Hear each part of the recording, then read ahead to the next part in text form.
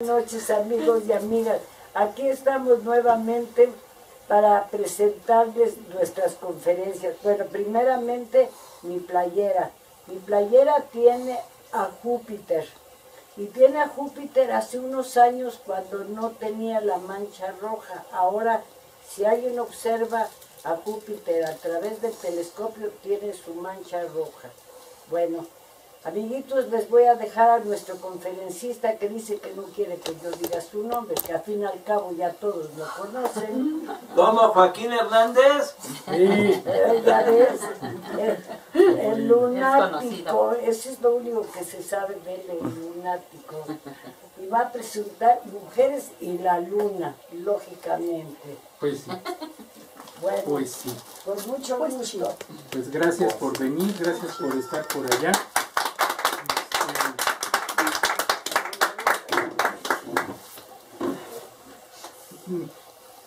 Todo empieza con este detallito del vuelo a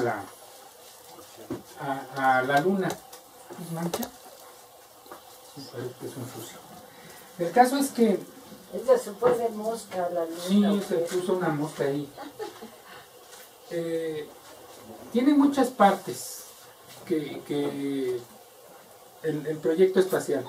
La cuestión de la luna no vamos a decir que nada más la hizo la NASA, hubo muchos contratistas, hubo mucha gente que se metió a trabajar a eso, o sea, lo que se llamó la derrama tecnológica.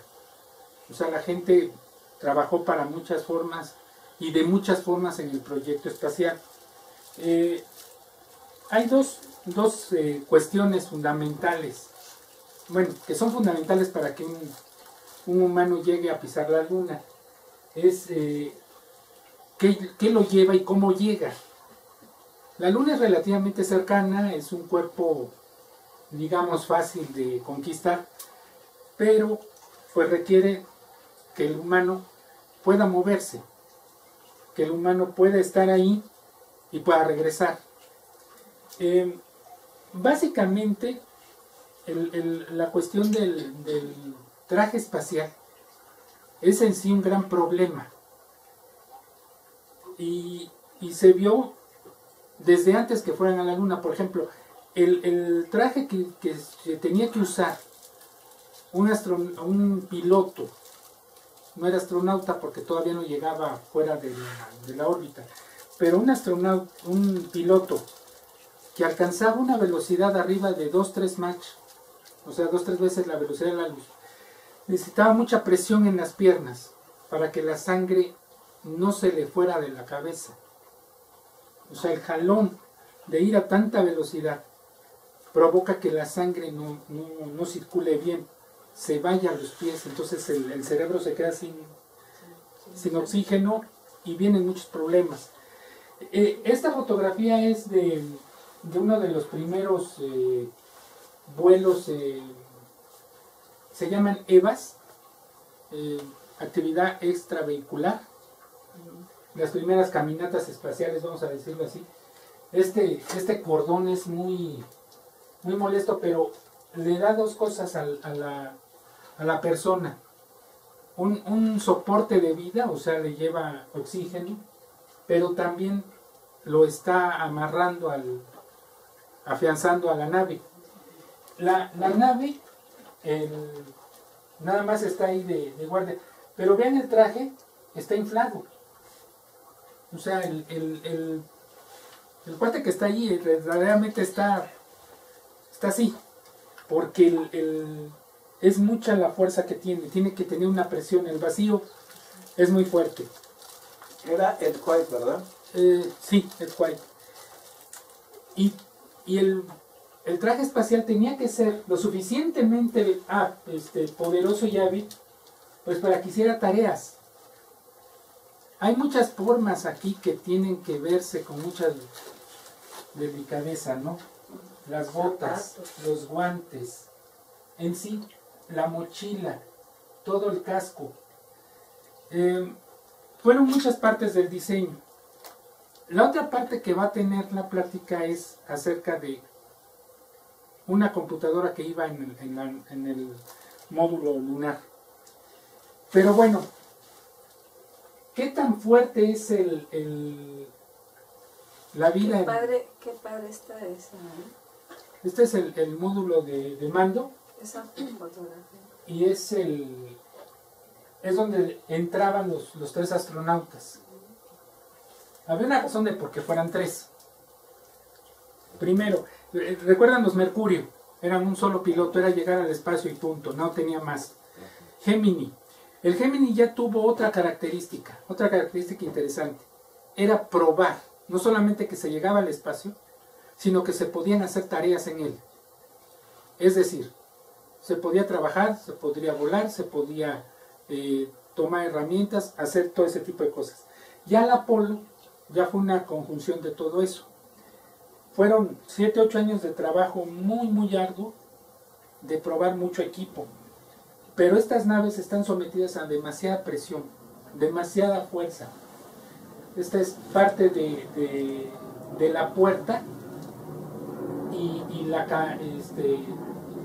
la ventana. Entonces debe de tener cierta forma de agarrar.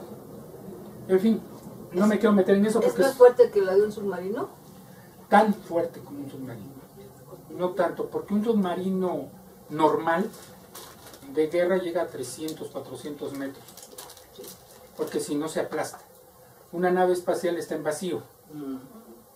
La presión la provoca lo que está dentro. ¿Sí? Entonces es una fuerza al revés.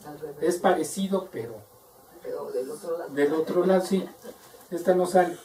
Vean cómo se desgasta una nave. Aquí, esta parte del álave de la tobera de salida. Está desgastada, está quemada. Tremendas temperaturas. Comida. Es mucha fuerza lo que va a soportar esta nave. Los motores, los F5 que usaba el Saturno, eran una cosa prodigiosa, ¿no? Parte de la tobera. Y vean los álabes, porque para que circule el combustible, o sea, el oxígeno y el petróleo, que era lo que hacía volar la nave, se necesitaban turbinas también de cohete. Pero bueno, ese es motivo de otra plática, ¿no?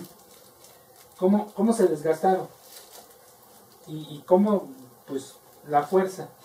Esta era una turbina, un motor para el módulo de descenso lunar. Ahí estaban muchas de las cuestiones. Estos eran, pues, más tranquilos, ¿no? Porque estos realmente no prendían, no tenían mecanismo de ignición. Era juntar dos químicos y solito hacían la mezcla. Se llaman hipergólicos. Pero, pues sí había que tenerle cierto cuidado. El famoso rover lunar no tiene propiamente ruedas de hule, ¿eh? Tache el que diga que tiene ruedas de hule. Eran unos flejes de aluminio y toda la estructura era de acero, malla de acero. No tenía hule. Qué bárbaro. ¿Por qué? Porque... Las temperaturas, ¿no? Se derretía. No, la presión. Vuelvo a la presión. Recuerden que no hay atmósfera en la Luna. Entonces el rover no podía llevar hule. Tenía que llevar otro sistema. Y entonces lo que se les ocurre son ese tipo de llantas. Cada una era un motor independiente. Era un auténtico 4x4. Pero era muy pesado, ¿no? Pues para los cánones de su época era bastante ligero. Pesaba cerca de 600 kilos. Pues no pesaba. Pues poco. Muy poco. En comparación. Y llevaba lo básico, baterías, los motores, todo lo demás era guiar. Pues no podían hacerlo más que visual, porque recordemos que en la Luna no tiene magnetismo, entonces la brújula no existe. Llevaba a hacer eso sí cámara y antena para transmitir. Pero bueno, para que este señor pueda hacer todo eso se necesitan, les digo, dos cosas: el traje y el aparatito que lo lleve y lo traiga. Entonces aquí tenemos que vamos a empezar. Bueno, esta es los eventos que se tienen que hacer toda la programación de eventos a determinada hora. No tanto hora de nosotros, sino hora de vuelo. El 0 empieza cuando despegan. Y de ahí van contando las horas, minutos y segundos, ¿no? Entonces aquí hay una misión que dice vuelta de mantenimiento a las 4 horas 6 minutos. ¿Sí? Enlace con la Tierra en 60 horas, en 30 minutos. Entonces todo un programa que ya se estudia. Este es un programa que llevaban realmente en el brazo los astronautas. Era como una bitácora, es un... ¿Qué sigue? ¿Qué tengo que hacer? Para que no se pierda el script de lo que se está haciendo. Ajá. Entonces, ¿cuándo se tienen que tomar las fotos? ¿Cuándo se tienen que terminar? ¿Qué tienen que sacar? ¿Qué tienen que meter? ¿Qué es lo que tengo que... herramientas necesito? Es muy complejo, porque son muchas actividades que se tienen que cumplir en determinado tiempo. Hay muchas limitaciones en lo que es la actividad lunar, y todo para traer piedritas. Piedritas que son muy importantes, ¿no? Aunque, bueno, ese es el motivo de esta plática. Esta es una foto que se tomó con una nave que está orbitando, y en donde se ve lo que no sucedió según muchos, que es el alunizaje del Apolo 11. No ponen en duda el 12 o el 14, el 15, el 17, ponen el 11. ¿Por qué? Bueno, no lo sé, pero esta es una foto un poco más lejana. Este cráter, si no estoy mal, es Richter. Aquí está, porque Sabine anda por otro lado. No me acuerdo si es para acá o es para acá. Pero aquí está en la etapa de descenso, y aquí están dos aparatos muy interesantes que dejaron Apolo 11. Uno de ellos fue el sismómetro, pero este reflector, ese es el más interesante. No sé si sepan lo que es. Son espejos omnidireccionales que se llaman. En realidad son pentaprismas, que lo que hacen es que viene un haz de luz, rebota y regresa en el mismo sentido y ángulo el haz de luz. Entonces, si ustedes están en la Tierra, tienen un observatorio mínimo, un telescopio de 80 a 60 centímetros, mientras más grande mejor, un haz láser de unos 100 watts, o sea, potente, cerrar el campo aéreo para que no se interpongan aviones, si no le va mal al avión, y mandan un pulso a la Luna, pero el telescopio tiene que estar viendo esta zona. Entonces le va a pegar a este equipo y les va a regresar. Si ustedes mandan un pulso de 1 segundo, pues la distancia a la Luna son de entre 360 a 420.000 kilómetros. Si la luz viaja a 300.000 kilómetros por segundo, pues va a ser 1 segundo y un cachito. Y en regresar va a ser otro segundo y otro cachito. O sea, 2 segundos más 2 cachitos. Esto es lo que demuestra es la distancia a la Luna. Si se está estática, si se acerca o se aleja. Para eso fue este experimento, básicamente. Pero para hacer eso, tenían que agacharse. Para hacer eso, tenían que cargar el aparato, sacarlo y montarlo. Esa movilidad, ¿qué traje se lo podía dar? Ese es el asunto. Una pregunta, Joaquín. Mande. El haz de luz que estaría llegando ahí, ¿de qué diámetro estaría llegando? Porque aunque es láser, que no abre mucho. No, pero sí abre. Sí abre, llega entre 1 o 2 metros hasta allá. O sea, abre a 2 metros aproximadamente. Pero puede ser más, pero eso es lo que se ha visto. Pero sí regresa la señal. Sí, pero es muy poco realmente lo que abre. Sí, para la distancia es poco. Y lo bonito es verlo porque uno ve muchas cosas ahí que están sucediendo. En verdad la Luna se está alejando. Entonces se comprueba la teoría del impacto. Esta es una parte de la Gemini, los controles interiores de la Gemini. Aquí hay medidores, aquí hay aparatos. Uno ve mucho el centro de control de emisión en Houston y ve pantallas con un montón de numeritos. Pero realmente era un sistema de adquisición de datos. Y le estaban presentando los datos en tiempo real. Cantidad de combustible, cantidad de giro, velocidad y todo eso. El que tomaba las decisiones de qué hacer era el controlador de esa parte. Por eso el director de la misión les preguntaba si para hacer una maniobra o hacer algo estaban de acuerdo. Porque eran lo que ellos estaban viendo una medición. O sea, no había una computadora que tomara la decisión realmente. Y no la había porque eso no existía, porque se estaba haciendo. Los que tomaban la decisión eran los hombres. Pero dentro de la nave, ahí sí había cierto poder de cómputo. ¿Sí?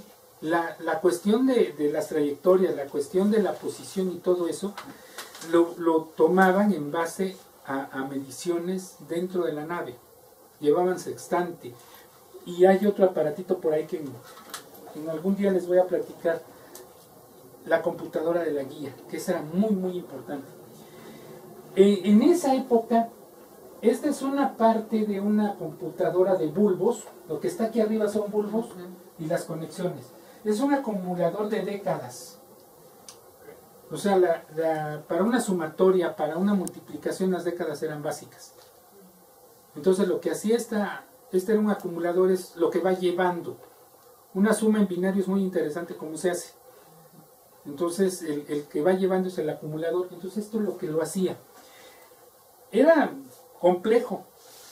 Hay una palabra en cómputo que son los bugs. ¿Sí? Bug, si buscan en el diccionario, es un bicho. Pero le puede ser un escarabajo, puede ser una cucaracha. Ahí caben todo. Resulta que estas unidades fallaban. Y entonces mandaban al técnico a revisar y lo que encontraban eran cucarachas. Bugs. Y era lo que hacía el error. Entonces el error se le llama bugs, porque tenía allí una cucaracha. ¿Y de qué tamaño era este aparatito? Podía tener entre 60 y 1 metro de largo. O sea, 60 son 2 pies, ¿no?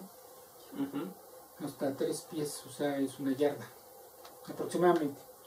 Cambiaba mucho porque había muchas funciones más. Esto que les muestro es una sumadora de la marca Olimpia. Estas fueron las primeras que ya usaban cierto grado de integración electrónica. Ya no usaban bulbos, usaban transistores, pero los sistemas de memoria eran lo interesante aquí, donde estos display era lo que se llamaba un tubo Nixie. Era un bulbo y tenía del 0 al 9, y dependiendo de dónde le picabas, prendía el 1, o prendía el 5, o prendía el 6, etc. Se llamaba tubo Nixie. De hecho, yo los llegué a ver, los llegué a manejar con bastante respeto, porque varias veces me dieron toques, trabajaban a 120, y bueno, ya el nivel de integración trabajaba a 5. Es muy bonito porque trabajan a 5 volts, la lógica de muchas computadoras, porque en los bulbos, como el caso anterior, trabajaban de 0 a 105 cuando era 1, y de 0 a 100 cuando era un 0. Cuando entraron los transistores, pues ya no les interesaban los 100 y dejaron los 5. Entonces era de 0 a 5. 0 es 0. Y el 5 volts era el 1. Entonces ya trabajaban. Pero lo interesante de esto era la unidad de memoria. La famosa memoria ROM, o memoria de solamente lectura, Read Only Memory. Esto se hacía, no sé si se alcance a ver. Estos son transistores, capacitores. Por aquí debe haber alguno que otro transistor. Estos son toroides, son imanes, pero en forma de donita. ¿Sí? Entonces, aquí pasaban alambres, ¿sí? Dependiendo de cómo estaba puesto el imán, les daba un equivalente a un 0 o a un 1. Y era como se leía el sistema. El código binario, ¿no? Binario. Sí, en binario, todo esto ya es binario, o está o no está. Es una lógica bastante interesante, porque, por ejemplo, aquí tienen una memoria de alambre, y muchos alambres. Esto es fácil, aquí hay como 20, que eran de alambre de cobre estañado. Esto se usa mucho también para bobinas de motores y cosas de esas, pero se ocupaba mucho en los 50, en los primeros. Claro, el tener Burgos a tener esto, el peso era impresionante lo que bajaba, pero la hechura de esto era lo interesante. Aquí tienen una fotografía de los imanes, de los toroides, con los cables, cómo iban pasando. Y era todo un circuito, porque era una cuadrícula en donde cada uno tenía una posición, un XY. En realidad la secuencia es una sumatoria de X, Y, J, donde IJ es exactamente donde está en la matriz, ¿no? Y ya se empieza a complicar matemáticamente el asunto. Pero era muy complicado hacerlo, ¿no? Era complicado el concepto, y era complicado el hacerlo.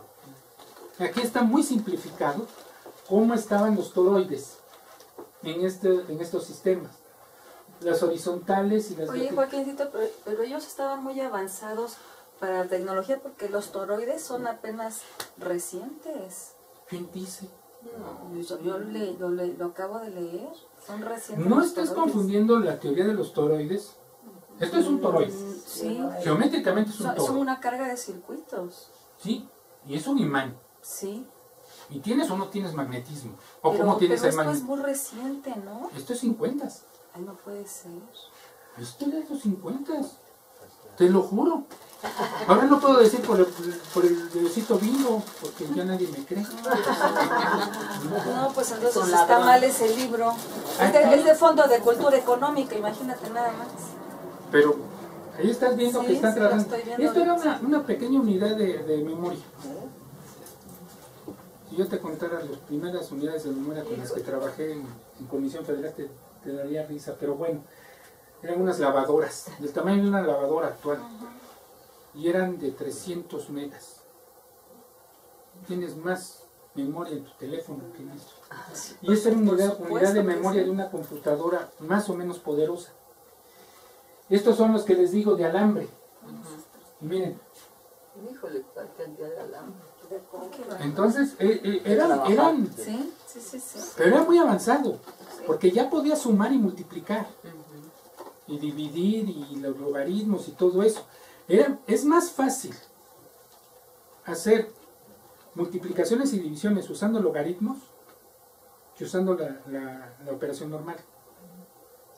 Porque una división en logaritmos en realidad es una resta, y una multiplicación en logaritmos es una suma.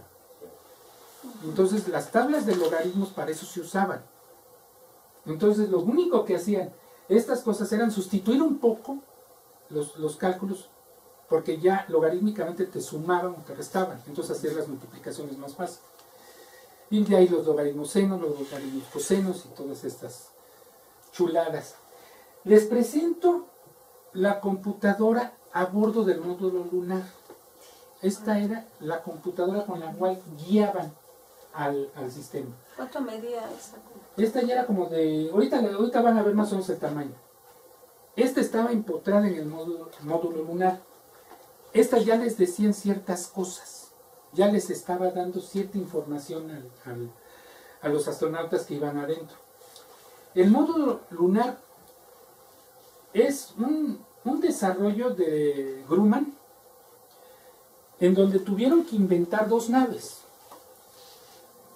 El módulo lunar son dos, la de descenso y la de despegue de la Luna, en lo cual hubo muchas consideraciones de diseño, y al final decidieron que los astronautas debían estar parados, porque si estaban sentados necesitaban ventanas muy grandes. Eso perdían dos cosas: mucho espacio y era mucho peso. Aunque fuera plexiglas, aunque tuvieran otras... En cambio, cuando parabas al sujeto, se pegaba a la ventana, entonces veía más, pero la ventana tenía que ser más pequeña. Entonces ahorraba mucho peso. Entonces pudieron meter cosas como esta. Esta operación ya la hacían, eran verbo y luego daban el dato. El verbo era lo que iban a hacer, o el comando, y el dato era la cantidad que tenían que meter. Entonces, esto usaban ciertos circuitos, ya cierta escala de integración un poquito más alta. Esta tecnología realmente es muy raro verla ya. Y bueno, vean el tamaño que tenía. Ah, pues es chiquito. Este fue un señor del MIT que estuvo en el diseño de todo este sistema. Claro, este era el hardware, los fierros, ¿sí? Pero eso le tenías que meter un montonal de cosas. Esto que está aquí atrás eran lectores de papel perforado. Era otro sistema muy diferente al Hollery. El Hollery era una tarjeta, ¿sí? En donde estaba la posición, dependiendo de dónde metías la letra que era, daba una impresión, entonces era lo que leía. Estas eran una cinta de pues, 1 pulgada, 3 centímetros, 2 centímetros, y ahí estaba toda la información. Ahí era digamos, el operativo, y después se lo cargabas a esta máquina. Recuerden que una computadora básicamente es una unidad de procesamiento, pero una memoria en donde tiene el programa que hace lo que debe de hacer. ¿Sí? Yo tuve el tremendo honor y placer de manejar una de las primeras, la TRS-80 Radio Shack, poderosísima, 64K de memoria. No podías meter más que 64K. Y bueno, estas unidades eran ligeras, eran poderosas, y aquí estaba la base de mucha del trabajo que podía hacer. Aquí estaba el módulo de alarmas, el módulo de borrado, el borrado de la potencia, en fin, eran diferentes módulos, y esto era más o menos lo que lo hacía compatible, ¿no? Los que los unía. El sensor de amplificador de selección, de corriente, bueno, ahí tienen muchos. Esta señora, Margaret Hamilton, fue la que hizo el software para mover todo esto.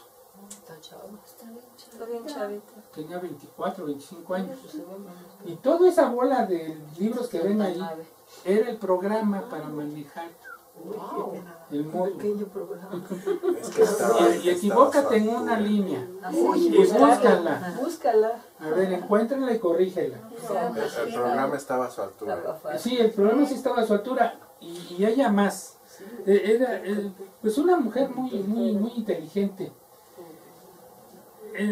No voy a decir que la NASA no era machista, faltaría la verdad.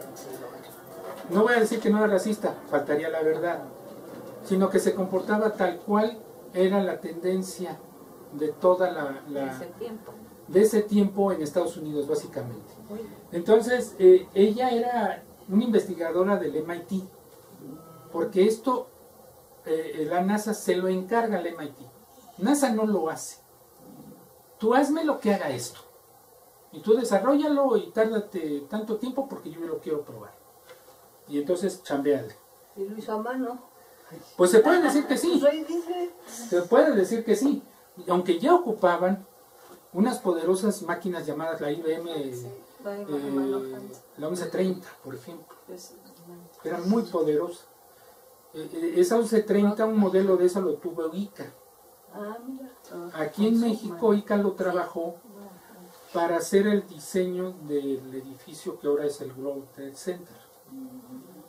Y ese lo manejó un ingeniero llamado Alberto Castillo, ¿sí? Entre otros. Después esa computadora pasó a ser de la Facultad de Ingeniería, y nada más los jefes lo manejan. Cuando yo ya entré en 79, pues era para los perros, ¿no? O sea, para los de primero. Y nos dejaban las tarjetas perforadas, y bueno, ahí jugamos con ella. Pero ya tenían ese tipo de máquinas, ¿no? O sea, no era tan a mano. Muy bueno. Esto es una representación de ceros y unos de cómo la computadora veía la memoria.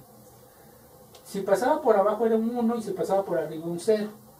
Entonces así leían. Parece de circuito eso, ¿no? Sí, es circuito. Es una representación gráfica de los toroides que vimos hace rato, básicamente. Pero qué palabra es, era lo que hacía. ¿Sale? Estas conexiones me encantaron. Digo, los que hemos metido la mano a los circuitos sabemos el trabajo y la fineza de hacer eso. Y aquí viene lo mejor. Órale. Esta memoria la tenía que tejer Qué bárbaro. Con agujas. con aguja. El hilo era el alambre. Qué ¿Sí? bárbaro. Y era una verdadera bronca No, pues, hacerlo mal. pues sí, imagínate, pues, encontrarle. Y bueno, había sus parches, ¿no? Porque a veces no metías el mismo. Encuentra el cable equivocado. ¿Cuál es el que está fallando? Sí, Encuentra, se ve como, ¿dónde está Willy? exacto, Así se ve. exacto. ¿Dónde está Willy, no? Digo, es muy bonito, ¿no? Porque funcionaba. Es increíble. Y funcionó en un rato. Y tan funcionó que... Y aquí tienen a una mujer tejiendo ese circuito. Ay, Dios mío. Y esto lo hacen mujeres, ¿eh? Manos. Sí, pues lo he dicho. ¿Tú sabes tejer? Ah, ves. No es que tú sepas, es que tu empresa que te dedicas a tejer, hazme esto. Sí. ¿Sí? Judith, ¿ya ves? Tienes que volver a tejer. ¿Sí? No, gracias. Y No, eso- gracias. No, Y esto era lo que surtía el hilo, ¿no? Esta maquinita. Y ella lo estaba tejiendo en base a la información que le estaban dando. Y después de eso, bueno, aquí ya está en la parte del módulo, ya está, digamos, el programa salud. Salud, Alvarito. Y luego lo revisaban. Órale. con microscopio. Sí, porque tienes que revisar, porque tú te comprometes a cierta calidad. Claro. Y la calidad es que si te entregaron un programa con cierta instrucción, esa instrucción debe de estar en el alambre. ¿Sí? Y eran puras mujeres Y las que eran puras revisaban. mujeres. Sí. Supongo que tenían una plantilla, ¿no? Para revisarlo, ¿o cómo? Sí, o sea, trabajo especializado. Sí. O sea, tú vas a tejer, tú vas a revisar, tú vas a coordinar esto, tú vas a coordinar aquello. O sea, no era tan Tan sencillo. sencillito, ni era una persona que, Cualquiera. sí, que la tomaron y Sí, ya sí, sí, ponte a hacer esto. no, No, es un trabajo muy especializado. O sea, eran microscopios de cierta potencia, en donde esta persona estaba revisando este circuito y esta otra. Y esa era la tecnología de los 60s, 50s, porque los 60s estaban creando todo esto. Hasta De 60 a 120. aquí tienen otra vez a la señora, esta Margaret, trabajando dentro del módulo lunar Increíble. y haciendo lo que debía hacer. Claro, fue una verdadera bronca por contar todo esto, ¿eh?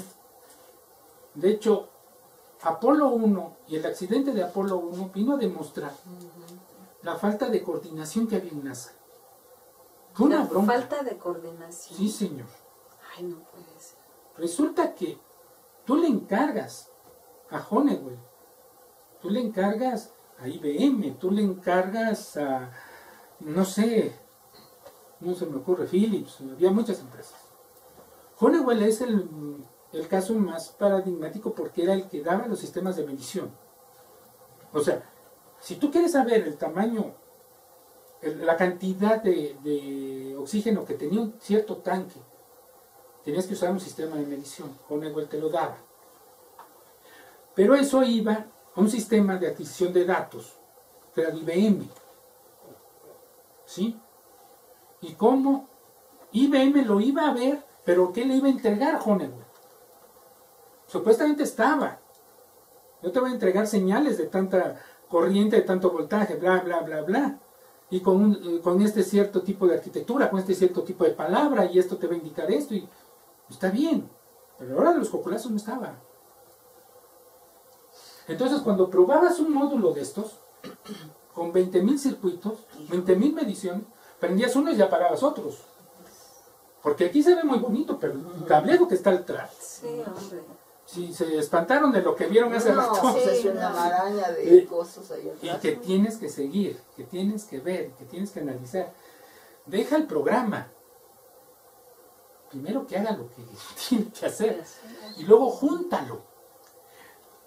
De hecho, Boy tenía mucha experiencia en juntar a mucha gente, a muchos sistemas integrados. Eso era lo más difícil. Y sigue siendo lo más difícil. Integrar todo. Los sistemas de integración es la base de que todo el proyecto jale. ¿Sí? No importa el productor o no importa quién lo venda, sino que lo tenga y me dé lo que yo quiero. Y si me voy a conectar con este equipo va a ser transparente. ¿Sí? Entonces, eso era lo que se estaba inventando en esa época. Y bueno, esta es en la actualidad, esta foto creo que es del 17. Se sigue viendo bonita, ¿verdad? Sí. Está Todavía está bonita. viva, sí. Sí. Pues ahí sigue, ¿no? Y es su máximo. No creo que haya hecho algo más importante esta No, mujer. pues no, Bueno, su familia, ¿no? Ya Bien. con eso es Ya con lo que suficiente. Qué bárbaro. Y esta es la maquinita. Quedan pocas porque, no sé si sepan, el proyecto Apolo fue destruido en su totalidad para hacer el transbordador. Entonces quedan muy pocas cosas, porque todo se destruyó. Después de muchos tiros y flautas, hubo muchos integradores, por ejemplo, Texas Instruments, Fairchild, Motorola, empezaron a hacer escalas de integración más grandes con transistores. Esto permitió que unidades de memoria se integraran y nacieron los circuitos integrados. ¿Sí?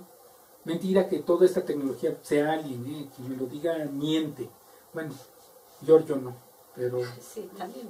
pero aquí tienen Máximo mentiroso. una muestra de la escala de integración. Si esto es 1 pulgada, pues esto es casi 1/4 de pulgada, ¿no? 6.3 milímetros. El peso pues baja. Muchísimo. Entonces, la unidad de memoria que vieron antes, ya estaba aquí. Qué bárbaro. Claro, tenía sus problemas. Los problemas básicos de todos los sistemas de cómputo que se usaban. Había unos circuitos que se llamaban de bit slash, o sea, rebanadas.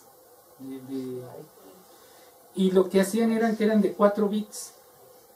Aunque un byte son de 8, estos trabajan con 4. Entonces eran los nibles. Si tú juntabas, podías hacer 4, 8, 12, 16 o 20, 24. Ya las palabrotas que tú quisieras. Pero eran rebanadas. Era básicamente esto. Me tocó todavía una época, aunque yo trabajé ya no con el 4040, que ya fue un buen microprocesador. Trabajé con el 8080 y después con el Z80. Que ya son 8 bits, pero bueno, eso ya, por eso TRC80 era de Z80, es toda una historia ahí, pero los primeros fueron estos, estamos hablando que esto se desarrolla entre 63 a 65 aproximadamente. Entonces, a la par tenían otro gran problema, ¿dónde poner al sujeto? Pues, O si lo quieren ver de otra forma, ¿el qué me pongo? Ahí sí, queda muy bien, no tengo nada que ponerme. sí, ahí sí. Ahí sí fue. Ahí sí. Ahí sí Entonces yo costaba. les digo, primero eran trajes que tenían que aguantar presión. Pero si te vas al espacio, ahí cambia la decoración del partido. Y si vas a hacer una actividad extravehicular, pues todavía cambia más. Porque aparte de la presión, tienes que llevar la temperatura, tienes que llevar el oxígeno, tienes que llevar comunicaciones, y bueno, las cosas se complican bastante. Es un recorrido más o menos de todos los trajes espaciales que ha habido. El proyecto Mercury no era muy diferente al que se usaba, por ejemplo, en el X-15. No era muy diferente al que usaban gente que probaba lo que se llama salto vertical en plataforma fija. Estos eran muy interesantes porque llevaban globos a X kilómetros de altura y se caía el sujeto y venía en caída libre y los que nos hemos aventado en paracaídas sabemos las velocidades que desarrolla esas cosas a la hora de que caes. Entonces la presión que tienes que aguantar el traje te lo tiene que sostener. Pero ya con el Gemini, ahí sí tenías que salir. Y eso fue otro detalle. Pero básicamente, el traje espacial, como se conoce actualmente, se desarrolla entre 62 y 67. Resulta que estas eran básicamente las características de movilidad que debía de tener el traje. Cómo movían las piernas, cómo movían los brazos, qué es lo que tenían de hacer. Era casi tenemos que hacer que un traje haga esto en el espacio. Y había muchas soluciones. Entonces, hubo una empresa, International Latex Corporation, que se dedicaba a hacer eso, látex. Y usaba gorros de baño, hacía guantes y hacía muchas cosas. Cuando vino la Segunda Guerra Mundial, los japoneses invaden lo que era Indochina, que ahora es Vietnam y bueno, toda esa parte, y era donde se traía el látex. Incluso ahí hubo una pérdida de Ford, y bueno, es muy interesante todo. ¿Una pérdida de qué? De la Ford. No sabes, bueno, es otra historia, pero no me voy a meter en ella. El caso es que esta compañía, ya cuando se termina la guerra en 46, desarrolla una división para nuevos proyectos. Y ahí está trabajando. Y esa división es la que levanta la mano cuando dicen, es que necesitamos estos que se muevan de esta manera. Por ejemplo, esta es una escafandra de buzo, hecha por un español, Emilio Herrera, en el 35, donde tiene un peso de 127 kilos, ¿sí? Esta tiene un peso de 124, autonomía de 5 horas, autonomía de 2, todo depende de este tanque. Los materiales y cómo estaba, es una idea aproximada de lo que podía hacer. ¿Qué es lo que tiene que mover? Codos, hombros, cadera, rodillas. De los dedos, ¿no? Fue muy difícil que articularan los dedos. Era muy difícil que articularas cualquier cosa. Parte, sí, pero más por la movimiento presión. fino. Te digo, es que estaba así el sujeto, porque dentro era una cosa de neopreno para mantener la presión y la temperatura. Pero luego tenía ciertas capas que lo protegían, porque en realidad un traje espacial es una nave espacial. ¿Sí? ¿Y con qué lo vas a hacer y cómo lo vas a hacer? Entonces, pues era muy fuerte. Por ejemplo, aquí tenemos los trajes de la Gemini, con ya cierto mecanismo de soporte de vida, que no es otra cosa más que oxígeno que le llevaban. Ya tenían estas conexiones que le daban el soporte vital. Eran de cierre, o sea, se lo abrían de cierre. Hubo muchas cosas que vino en el problema. Resulta que la compañía empieza a ver todo lo que tenía que hacer. Entonces, toman la decisión de que el traje iba a tener 2 piezas, ¿sí? Pantalón y camisa, vamos a decirlo así. Era lo que se iba a encargar esta compañía. Entonces, hacen un proyecto, hacen toda una licitación y se presentan muchos contratistas. Y esta compañía, International Latex Corporation, tenía una división que se dedicaba y que se llamaba Playtex. ¿Les recuerda algo? Sí, los brasieres. Los brasieres, las fajas. Los chones, ya se hacen chones. Sí. De ensería. Y esos enterizos. Entonces se dedicaron y entraron al proceso y lo ganan. Sí, eso sí me De los 24 pruebas, ella pasa 12. Entonces, muchos trajes se revientan, otros no tienen la movilidad. Es que es todo un sistema. O sea, el traje espacial en sí es todo un proceso muy complejo que ahorita por ejemplo, evolución de 40 años costaba 12 millones. ¿Sí? Entonces, estos ya son modernos, ya tienen más forma. Este todavía es muy rígido, pero tiene su función, o sea, se ha operado. por ejemplo, los rusos diseñaron sus sistemas. Este era para la perrita laica y la otra perrita que fue al Sí espacio. se ve. ¿Qué es eso? Aunque tenían este, también tenían este otro, que es donde se ve la perrita en la foto famosa. Pero en realidad está en una cápsula. ¿Sí? El traje de 2 piezas fue americano. ¿Sí? Entonces, ¿dónde lo vas a tener? No olvidemos la mochila, ojo, no la olvidemos. Que esa tiene lo suyo. Los rusos, por su parte, hicieron su traje espacial, pero ellos se metían desde atrás.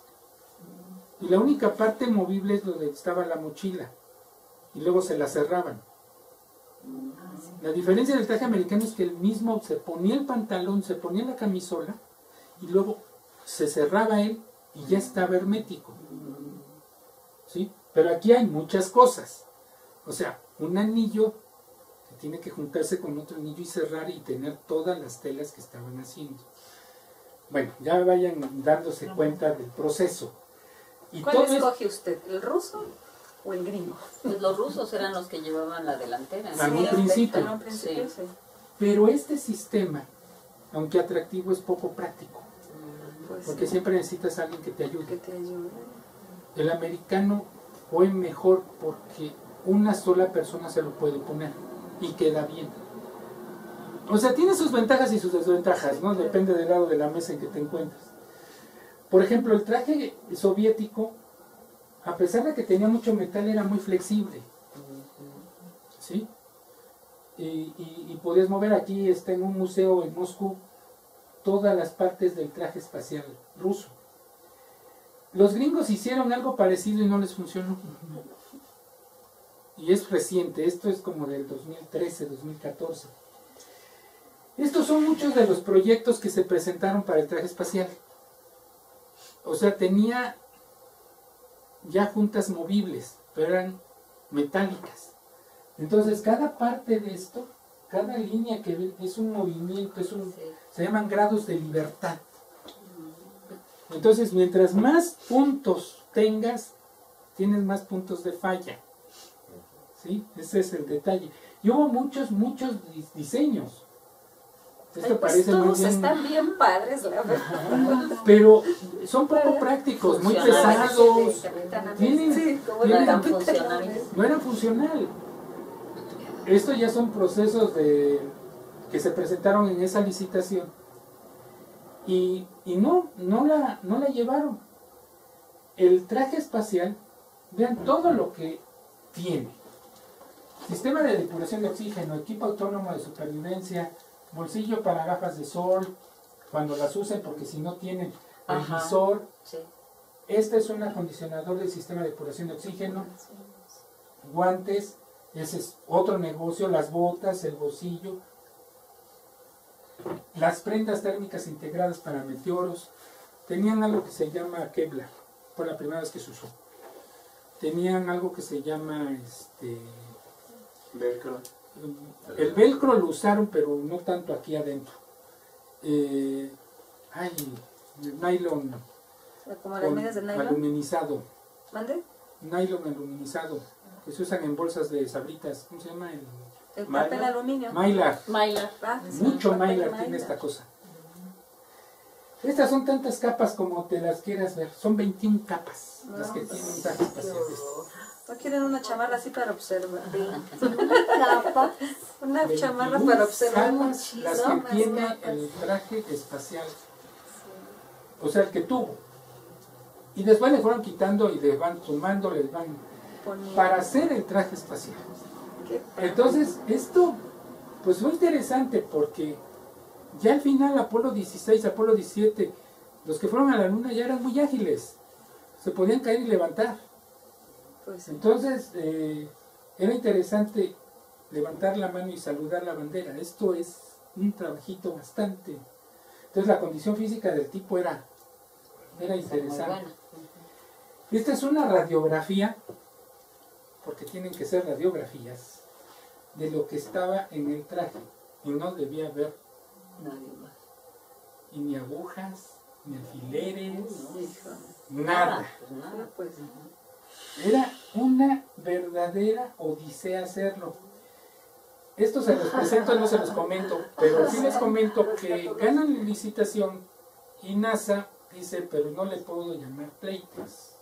Yo no puedo decir que el traje espacial lo está haciendo una empresa que se dedica a hacer brasieres. Se vean burlas. Fajas. Entonces les pusieron a otro contratista de los que no ganó como supervisor, porque realmente esta compañía no tenía experiencia en tener pues, de cliente al gobierno, a la NASA. Entonces, sí se ponían ciertas cosas estrictas, pero el caso es que esta compañía pues se roba el diseño, los está supervisando, pero también está hace un diseño, se lo propone a NASA, revienta y truena el sistema. O sea, lo que fue 1963 a 1965 estuvo parado todo el proceso de hacer el traje espacial. Y fue una bronca, porque ya se les venía el asunto encima. Lo que fue de los años 63 a 67 fue una carrera contra el tiempo. No fue un proyecto de 10 años. Para mí fue un proyecto de 3 años, casi 4.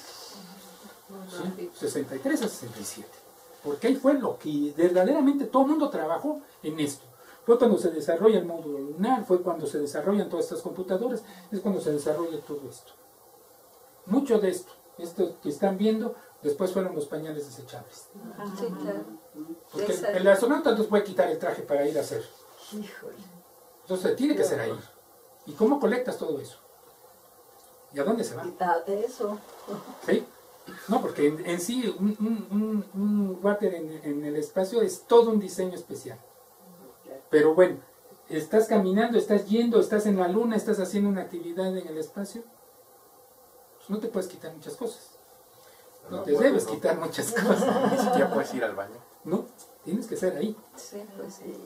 Y eso entre otras cosas.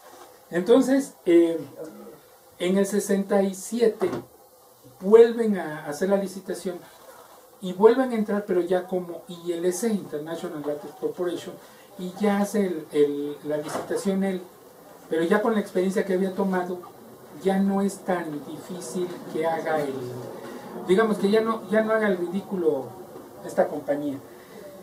Entonces ya empieza a trabajar. Esto viene en un libro muy interesante que es el señor Monchot, Nicolas Monchot, Space Suite, y es toda esta historia del traje espacial en un libro bastante interesante. Es este señor, es canadiense, y bueno, él trabajó mucho en esta parte, y cómo están trabajando las mujeres de Playtex en hacer este traje. Puras mujeres.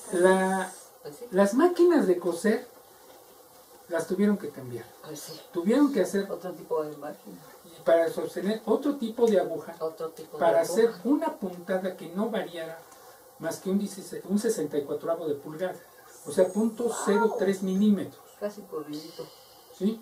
Y daba nada más una puntada y la revisaba, una puntada y la revisaba, una puntada. Sí, No se debía desviar, no se debía pasar de cierto nivel por todas las capas que había.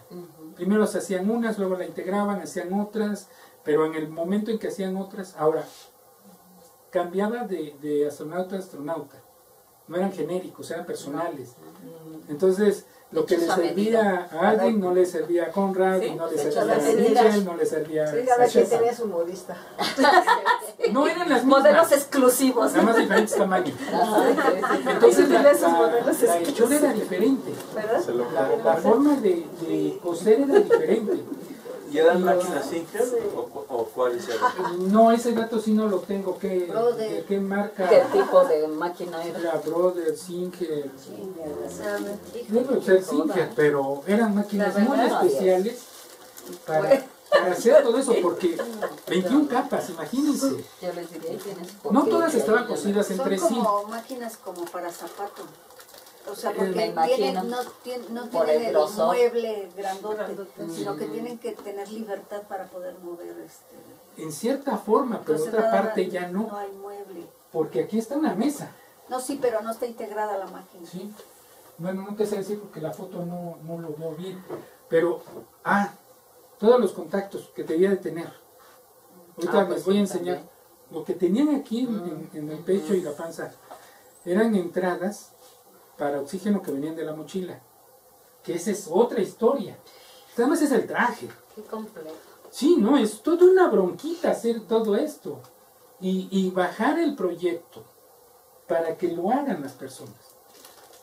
Y hacerlo de cierta manera. Tenían su máquina de rayos X para comprobar. Ahí porque también ¿Sí? Y todo lo que estaban trabajando estas personas. ¿Y cuántas?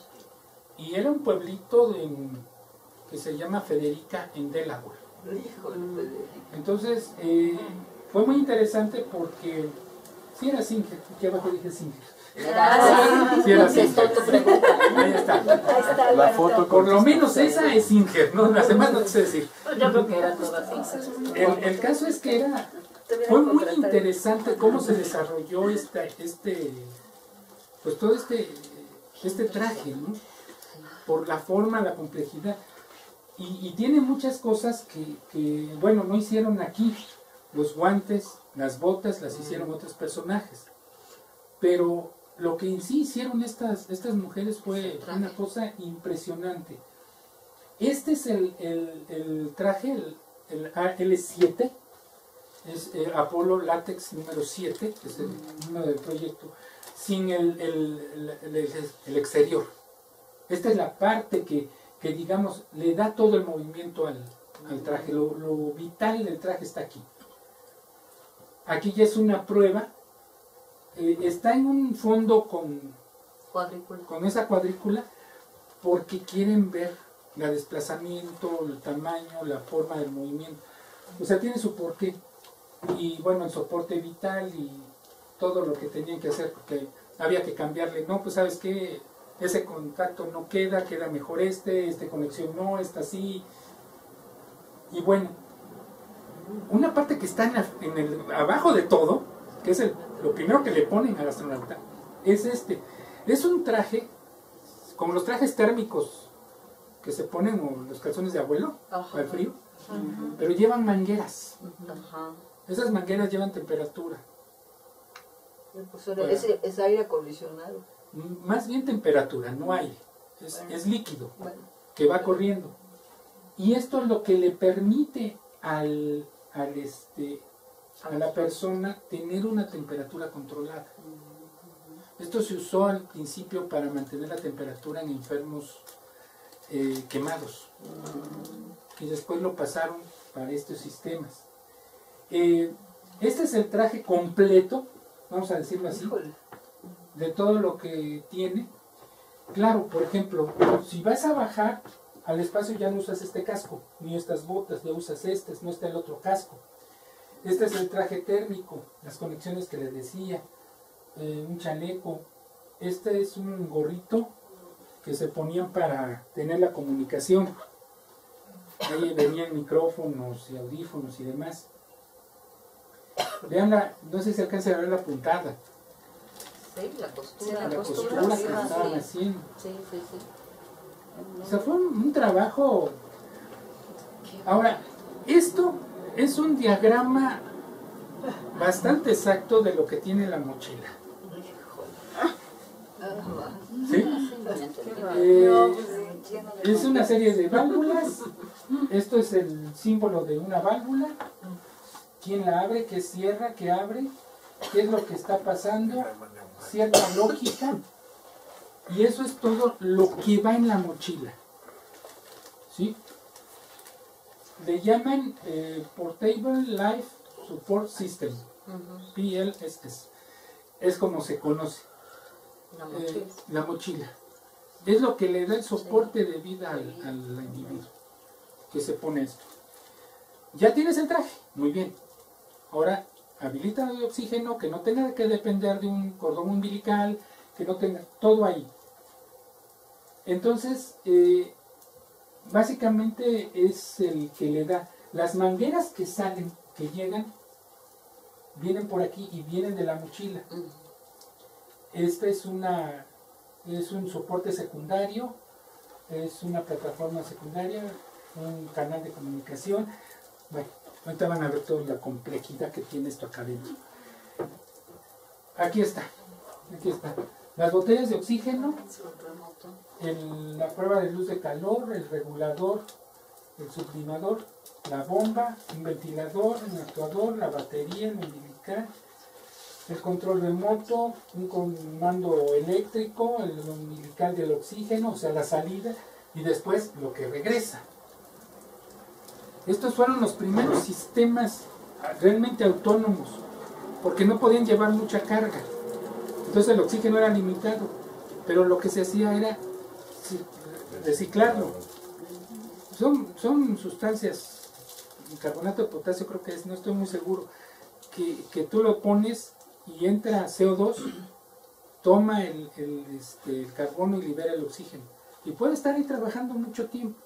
Esto viene desde las épocas de la Tierra a la Luna de Julio Verne. Bueno, más bien de alrededor de la Luna, porque esto es el otro libro. Y esto fue lo que tomaron. Después esto lo toman los buzos, cuando ocupan los tanques de larga duración, que no avientan burbujas, que tienen esas ventajas. Lo toman de aquí. Entonces esto es un sistema bastante interesante, donde entran las mangueras. Y aquí lo tienen. Aquí está todo el sistemita. Mucho aluminio, algo de plástico, muchos tubitos. Y muy pesada. Y muy pesada. Pero era lo que en su momento se podía usar. Bueno, no tanto. Eran como cerca de 70, 80 kilos. Sí, está pesado. Carga peso. Y súmale otros 30, 40 del traje. Sí, pero vas a trabajar en un ambiente que no es... que no estás en la Tierra, es un sexo de la gravedad. Entonces esto no te pesa en ese lugar. Eso sí. ¿Sí? Pesa un sexto. Esto está en el Museo Smithsoniano, hay en otros lugares, pero básicamente está en el Smithsoniano. Esta mochilita, esta está al revés, pero bueno. Las botas. Esta es toda otra tecnología, porque no se estaban pudiendo, como tenían guantes muy grandes, muy duros. ¿Cómo te lo pones? ¿Cómo lo ajustas? ¿Cómo te lo desajustas con los guantes puestos? Entonces inventan estos sistemas. Sí se usó mucho velcro, sí se usó mucho frenos. Estos guantes son del Gemini, fíjense.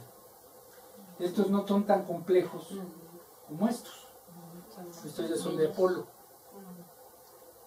Y déjenme decirles que, sobre todo en Apolo 10, ya desde el 15, pero se manifestó mucho en 16 y 17, se degradaron mucho los guantes, tuvieron fisuras. Entonces pasó mucho rato para entender el por qué. En el 2011, 12, llegó la nave china al Golfo de los Iris. No me acuerdo del nombre de la navecita, pero sé que anduvo ahí paseando. Y creo que el mes se tronó la navecita. Digo, bueno, pues es China, ¿no? Ya sabes cuánto dura la China, ¿verdad? Pero resulta que no. Déjenme decirles que no. Los guantes se tronaron, se fisuraron por el regolito lunar. Tiene altas concentraciones de vidrio. El polvo lunar, ¿no? El polvo, la tierra, el regolito. El polvo lunar. Se llama regolito. Sí, por eso estoy diciendo. Entonces, este regolito es muy abrasivo.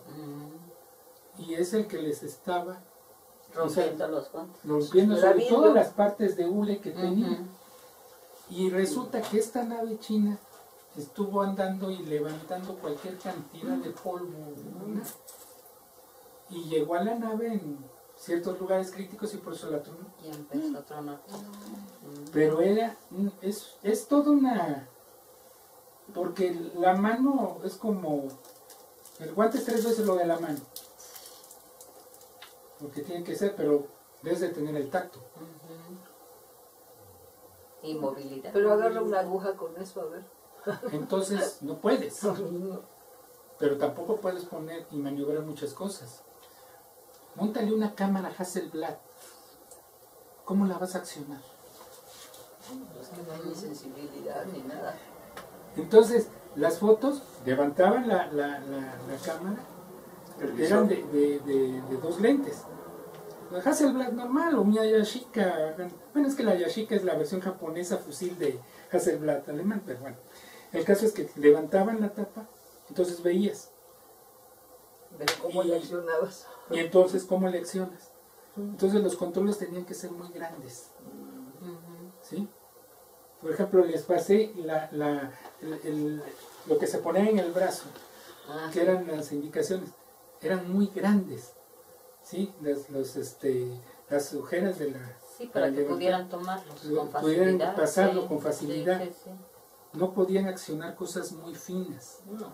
Y de hecho, no pueden, a una hora, no pueden manipular. Por ejemplo, quieren quitar estos tornillos con esos guantes, es como si tuvieras guantes de box, no puedes manejarlo. Pero ya hay más movilidad que con estos de Apolo. Pero sí la hay, o sea, tienes que ver una piedra, levantarla y saber si es un basalto, una nutrocita, una pirita. Entonces, nada más de verla, pero también de tocarla. Entonces, ese es el gran problema de todo esto. Estos son los cascos que usaban cuando salían del vestidor en Florida y se iban. Esto, la única función que tenían eran habituar a la persona al ambiente rico en oxígeno que tenía la nave. Porque el ambiente en la nave era todo un tema y fue parte de... Bueno, el principal motivo de la explosión de Apolo 1 fue que era una mezcla rica en oxígeno. El problema es que mucho cable, y no tanto el cable, los forros con lo que lo hacían, en presencia de oxígeno muy puro, se inflamaban. Sí. O sea, sin necesidad de chispa, nomás así. Que fue el del accidente. Y eso fue parte del accidente. Por eso había muchos problemas, las comunicaciones y todo. Entonces lo que hacían estos cascos que usaban eran básicamente para eso. Aquí se conservan. ¿Sí se acuerdan cuando salían que ya se iban y se despedían, que iban con los zapatos, pero tenían unos protectores amarillos? Sí. Y venían con estos cascos y una mochilita al lado. Era un soporte de oxígeno para que se fueran habituando a lo que había en la nave. Este en sí ya es el casco. Otro tema, otro tema total nuevo, porque debías de tener muchas cosas ahí, aparte de la movilidad y aparte de los movimientos, porque el casco se movía con todo con todo el traje. Pero tú podías adentro mover la cabeza, levantarla, alzar, qué grados de libertad tenían, hasta dónde y cómo se comunicaba. Este es parte del protector para el sol, porque esa es otra de las cosas que ya no les dije, pero les voy a decir ahorita, que ya los había dicho. Donde da el sol en la luna está a 150. Pero del otro lado tu cuerpo está a menos 150. El lado oscuro. El lado oscuro, sí. Sí, pero es nada más tu no cuerpo. llega la luz. Sí. O sea, de donde hay luz a donde no hay. No hay Qué transición. extremoso. Es una u otra.